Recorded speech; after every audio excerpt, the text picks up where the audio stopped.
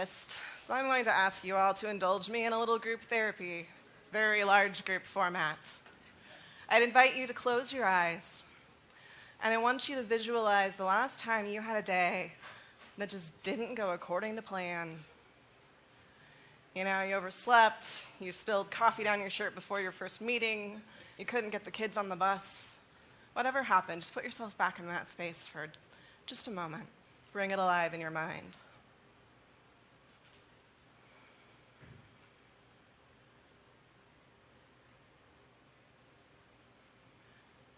What are you feeling as you think about this moment? What are you thinking? What are you telling yourself? Man, that was terrible. How'd that happen? What was I thinking? Maybe even, I'm a failure. Wow. Did you notice how fast the mind can go negative? Like I said, I'm a therapist. Negative self-talk is the #1 reason people are on my couch. They can't stand the voices in their own head.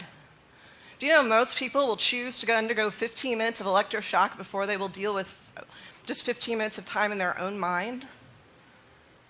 The majority of people said they would take the electroshock over their own thoughts. But that's because we forget one very important thing. Our internal monologue is a behavior. It is a habit, and it is a thing that can be changed with persistence, practice, time, and patience.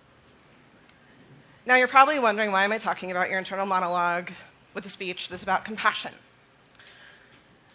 Well, because I'm about to talk about self-compassion, being compassionate to ourselves first, and learning how to challenge and reframe your internal monologue is a really brilliant way to be compassionate to yourself. So let me give you an example of how this is done. Just a simple one to start. You make a mistake and you think to yourself, man, of course, I always screw things up. Oh, really? You always screw things up. All right, so first off, let's stop. Let's recognize what you just said to yourself. You just told yourself you always screw things up. Are you kidding me? Would you say that to your best friend? I would hope not. So if it's not okay to say to someone you love, why is it okay to say to you in your own mind? It's not, and it's not helpful. So what do we do with this not helpful, painful thought? Stop and ask, is it accurate? Is there some part of this thought that is inaccurate? Can I find some evidence that this is wrong, or some way that my thinking is twisted? So in this case, I always screw things up. Really? I think most of us can pretty readily think of at least one thing we got right today. I'm pretty sure everyone's pants are on, right side out, right? Like, you got that right today. You got your pants on. Good job. At some basic level, you did something right. And holding on to what we do right is a way we show ourselves compassion. Don't dwell on mistakes once you've learned their lessons. They do you no favors, I promise. So let's take a more complicated example. Let's imagine you have this big speech coming up, super huge opportunity, biggest audience you've been in front of in years, topic that you're super passionate about, and every time you sit down to write it, you've got writer's block like mad, you can't get past the first 5 minutes.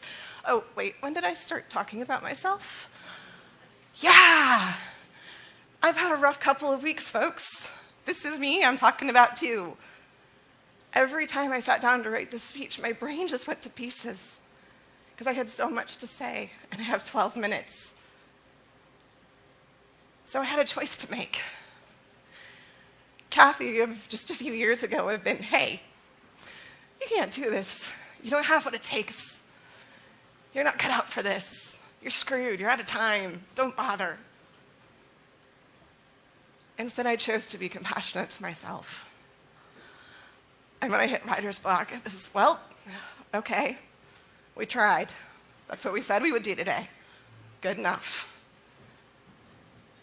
I listened to my friends who said, you've got this. I remembered public speaking is a skill I've honed for years. I have given many, many 10 to 15-minute talks in my life. If I had to walk out here with nothing prepared to say, it would be okay. And I kept trying. And that's going to bring me to another practice about compassion. And wow, I forgot I have slides. See? I'm already in love with me. It's pretty easy to take shit like that in stride when it happens. Because of self-forgiveness. That's what kept me going. When I hit writer's block, I didn't stop there. I didn't get stuck there. I didn't tell myself the world was ending. It was just, okay, here we are. And that sucks. And I felt the disappointment. And I told myself I'd try again tomorrow. Self-forgiveness is a really wonderful, compassionate practice. And it has 3 key parts. The first part is to acknowledge your mistake. When you've made one, own it squarely. You know, yeah, there's always mitigating circumstances or understandable contexts. But don't use it as justification. Admit your mistake. And it's gonna hurt, especially if it's a big one. But when you let yourself really feel that remorse and that guilt and that sadness over that mistake, you prime yourself to spring back when you forgive yourself. Because the more we forgive ourselves, the more motivation we have to do it differently next time. Because when you forgive yourself, you move away from punishing yourself for the mistake. And you move towards accepting that you're a human being with certain limitations. And that's a better place to be. So, another important aspect of taking care of yourself is monitoring your energy level. Because this whole changing your mental habits thing, it's hard work. You know, trying to be the person you most desire to be every minute of every day in this world, challenging, right? It can leave you drained by the end of the day, like, whoa, sometimes, right? So it's really important to identify the things that nourish your spirit, that make you feel good about being you, that you enjoy doing, you know? What is wrong with doing something just because it feels good? Absolutely nothing. A therapist just told you so. So be careful what you choose. You know, there's better bad habits. You know, for me, taking care of myself is yoga. It's taking a walk. It's taking a hot bath. It's getting a massage. Sometimes it's a glass of bourbon. Sometimes it's hours of video games. Sometimes it's going to a festival in the middle of nowhere. But seek out and make time for the things that nourish you. Because we have so many excuses for not doing it. We're too busy, there's too much going on, there isn't time for me.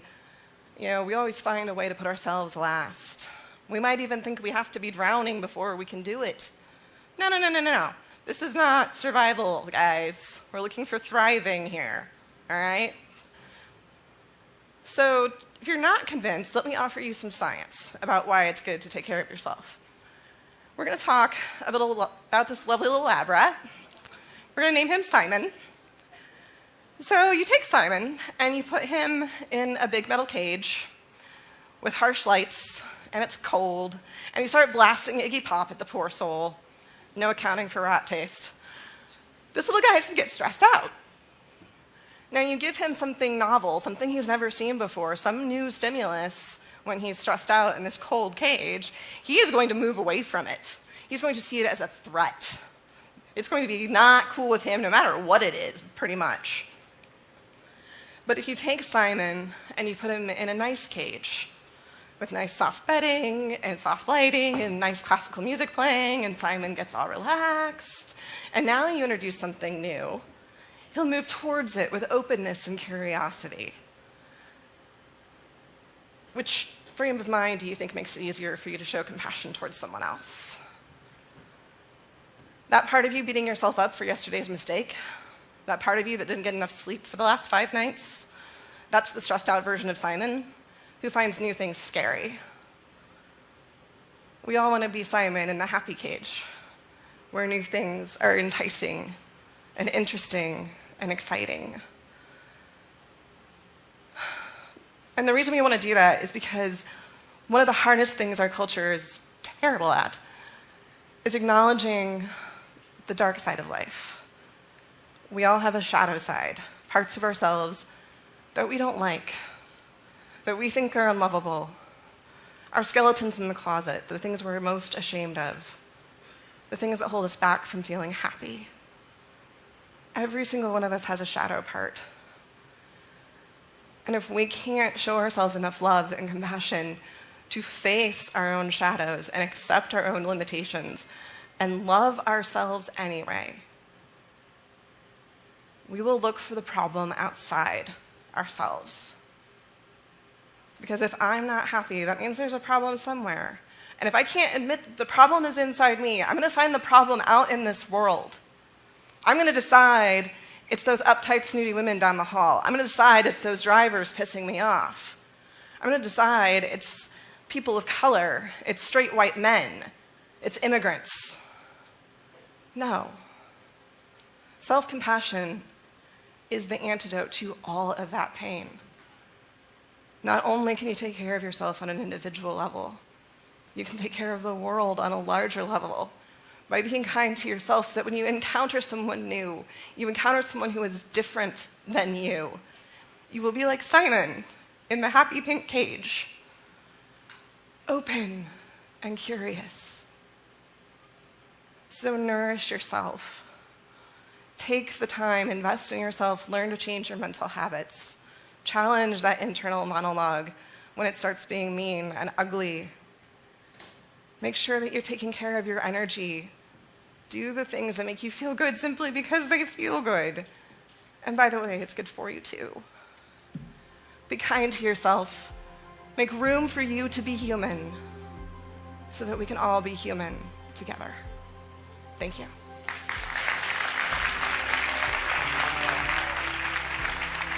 Thank you, Kathy. And guys, she's been battling bronchitis for the last week, and she made it here, so fantastic. Thank you so much. Thank you so much.